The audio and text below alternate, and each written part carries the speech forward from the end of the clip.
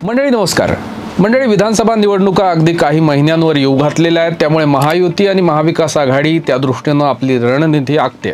मात्र लोकसभा निवडणुकीमध्ये मिळवलेल्या यशामुळे महाविकास आघाडीचा आत्मविश्वास जोरदार बळावलेला आहे आणि महाविकास आघाडीचे घटक पक्ष देखील आपली ताकद आगामी निवडणुकीमध्ये कशी वाढेल या संदर्भात प्रयत्न करत आहेत।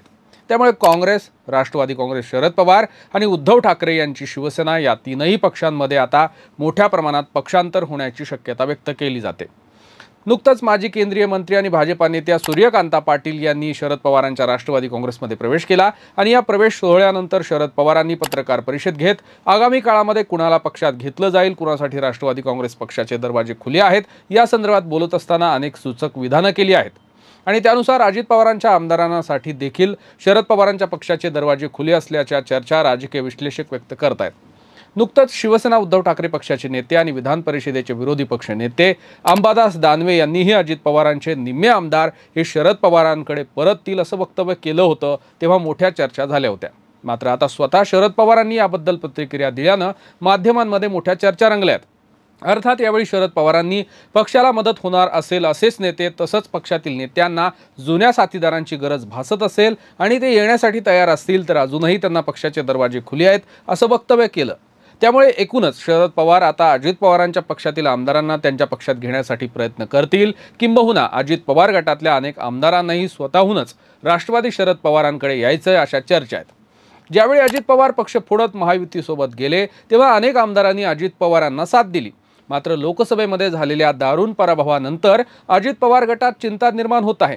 उलट अनेक लोक शरद पवारांना सोडून गेले असतानाही शरद पवारांनी लोकसभेच्या 8 जागा जिंकल्या, त्यामुळे शरद पवारांना मिळालेली सहानुभूती पाहता आगामी काळात देखील थोरल्या पवारांचाच करिश्मा चालेल असं काहीसं अजित पवार गटातल्या अनेक आमदारांना वाटत असल्याचं बोललं जातंय।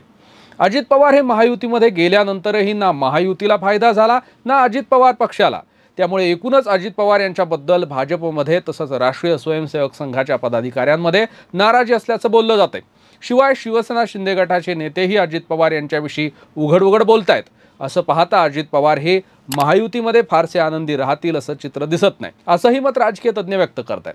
महायुतीमध्ये जाऊनही अजित पवारांना सन्मानाची वागणूक मिळत नसेल, अजित पवारांच्याच भवितव्याचा प्रश्न निर्माण होत असेल तर अजित पवारांचे आमदार हे त्यांच्यासोबत कसे राहतील असाही प्रश्न निर्माण होतो। त्यामुळे अजित पवारांच्या राष्ट्रवादीमधील अनेक नेते हे शरद पवारांकडे फिरतील किंवा मग भाजपमध्ये प्रवेश करतील अशा शक्यता राजकीय तज्ज्ञ व्यक्त करतायत। मंडळी, बारामती लोकसभेनंतर बारामती विधानसभेकडे थोरल्या पवारांनी जास्त लक्ष दिल्यामुळे तसंच दर आठवड्याला 2 दिवस शरद पवार हे बारामती मतदारसंघाचा दौरा करत आहेत।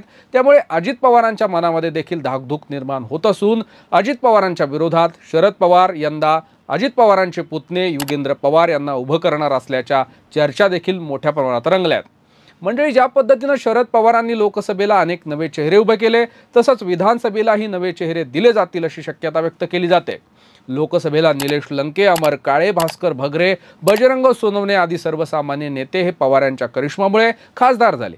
त्यामुळे नव्या पिढीतल्या तरुण नेतृत्वाला पुढे आणायचं असेल तर असं अनेकदा शरद पवार म्हणाले।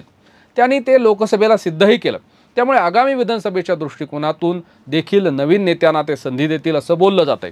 मात्र त्यांना सोडून गेलेल्या नेत्यांना जर परत यायचं असेल, शरद पवारांच्या राष्ट्रवादीकडे यायचं असेल तर अशांसाठी आपण पक्षाचे दरवाजे उघडण्याचा विचार करू, त्यासाठी पक्षातील नेत्यांशी चर्चा करू असं शरद पवार म्हणाले।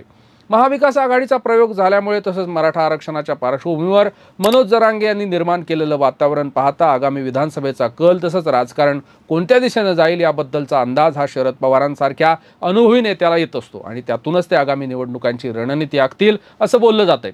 मात्र राज्यात फिरलेलं वातावरण आणि महाविकास आघाडीची निर्माण झालेली हवा पाहता अजित पवारांच्या राष्ट्रवादीचे अनेक नेते हे ज्येष्ठ पवारांकडे परत फिरतील अशा शक्यता व्यक्त केल्या जात आहेत। तुम्हाला काय वाटतं? फुटलेली राष्ट्रवादी पुन्हा एकसंध होईल? याबद्दल आम्हाला कमेंट बॉक्समध्ये नक्की कळवा आणि तुर्तास वेळ झाली इथेच थांबण्याची पाहत रहा कडक बात।